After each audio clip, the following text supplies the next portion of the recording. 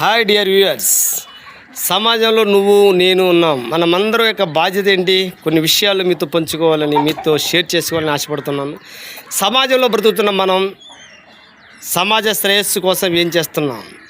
సమాజ శ్రేయస్సు అనగా మనం అనుకుంటాం, నేను బాగున్నాను, నేను మాత్రమే బాగుండాలి అనుకుంటాం. మరి నువ్వు బాగుంటే సమాజం ఊరుకుంటుందా? నువ్వు మాత్రం బాగుంటే సమాజం నిన్ను చూసి ఎడవదా?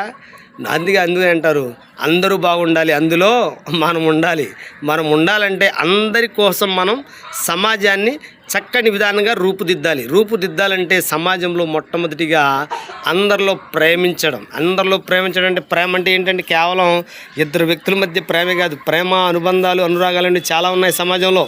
అలాగే ఆ ప్రేమని అనుబంధాన్ని మనం ప్రతి వ్యక్తుల్లో అలవాటు చేయాలి. అలాగే పెద్దలంటే గౌరవాన్ని పెంపొందించాలి. ఈ రోజుల్లో ఎలా ఉంది? ప్రతి విద్యార్థి పెద్దలంటే గౌరవం లేదు, ఉపాధ్యాయుడు అంటే గౌరవం లేదు.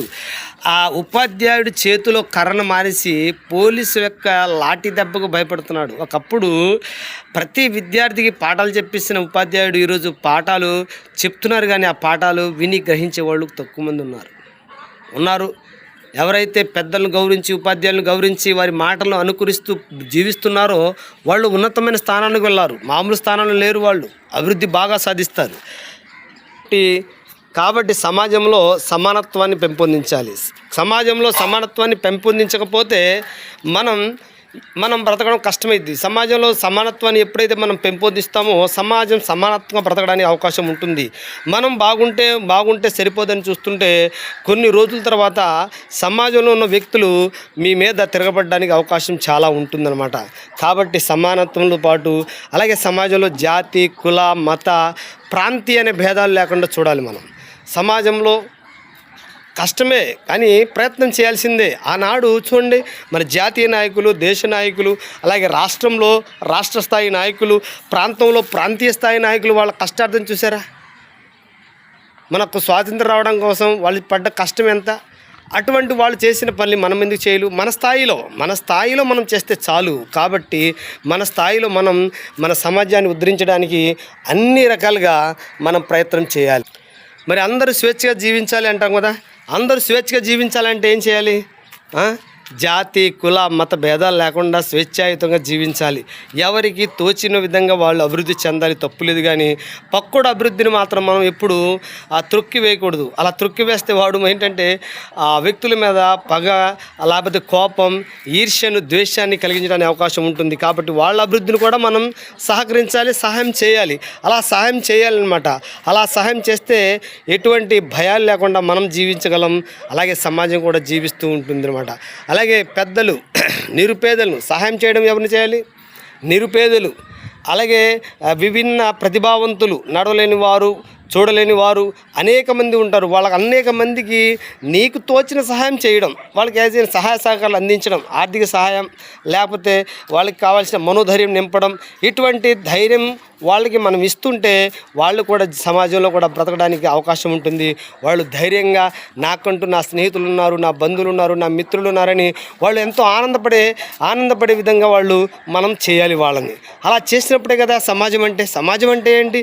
సమాజంలో అనేక మంది మతాలు, జాతులు, కులాలు, ప్రాంతాలు, మతాల వారు నివసిస్తూ ఉంటారు. కానీ అందరిలో కలిసి ఉండాలని ఒక తపనను, సహజత్వాన్ని కల్పించాలి. అలా కల్పించడానికి నీ బాధ్యత, నా బాధ్యత కూడా.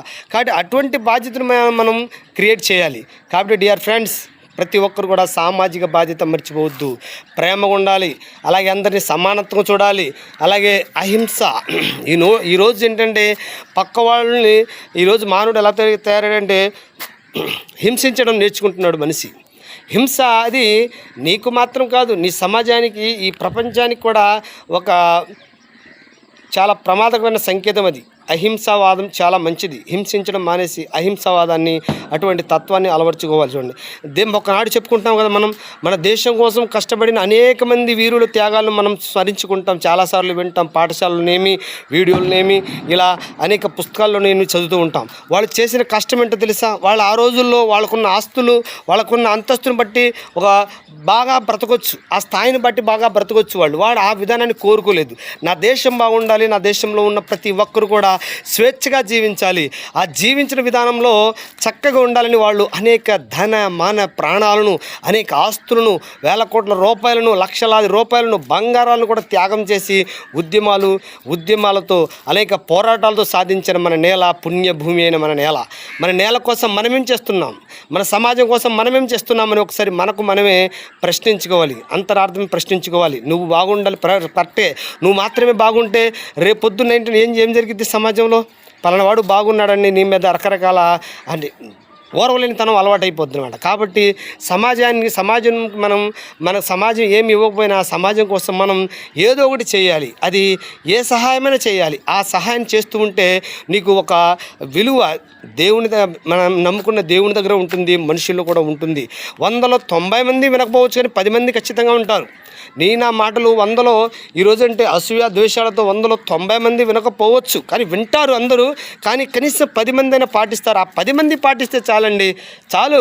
ఆ సమాజం బాగుపడడానికి ఒక 10 మంది కష్టపడితే చాలు. ఆ 10 మంది ఇంకో 10 మందిని, ఆ 10 మంది ఇంకో 10 మందిని అలా పెంచుకుంటూ పోతుంది. సమాజం బాగుపడుతుంది, సమాజం అభివృద్ధి చెందుతుంది. సమాజం అభివృద్ధి చెందిందంటే నువ్వు నేను స్వేచ్ఛగా, హాయిగా, ఆనందకరంగా, చక్కగా బ్రతకొచ్చు. జై భారత్, భారత్ మాతాకి జై. ఈ కంటెంట్ నచ్చితే లైక్ చేయండి, సబ్స్క్రైబ్ చేయండి, నన్ను ప్రోత్సహించండి. ఇంకా జాతీయ నాయకుల గురించి, అనేక మంది గురించి, ప్రతి ఒక్కొక్కరి గురించి ఒక్కొక్క వీడియో చేయాలని ఆశపడుతున్నాను. మీ సహాయం నాకు కావాలి. Thank you to all.